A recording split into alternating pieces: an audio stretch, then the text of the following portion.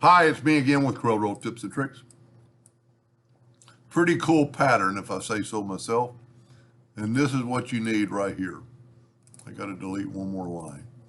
If you'll take a screenshot of that, pretty easy to draw. Let's take a square or a rectangle tool holding down the control button.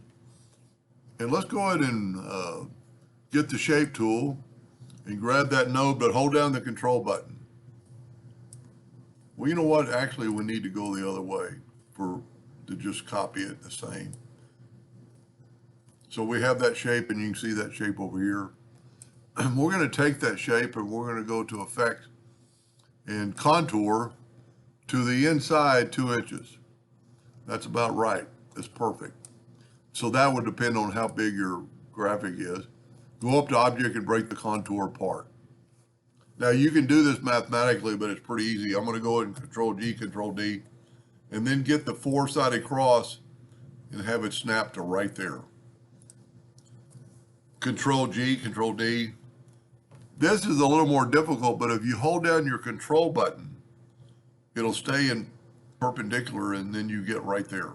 These lines have to kind of meet up and be perfect. You don't want anything hanging over. So let's group this together. Control G. And let's take the virtual segment delete key and just delete.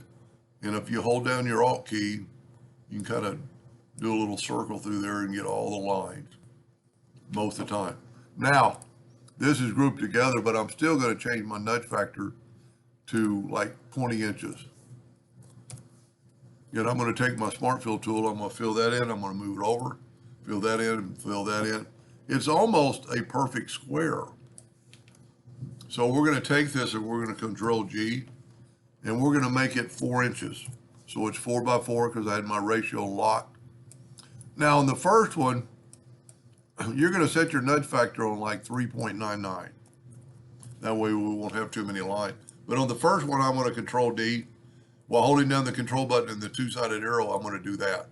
Now I can hit the plus key and hit my right arrow twice to get that. I'm going to go ahead and do another one. Now group this together, Control G, Control D, but use the mirror key again with the 2-sided arrow to get that pattern.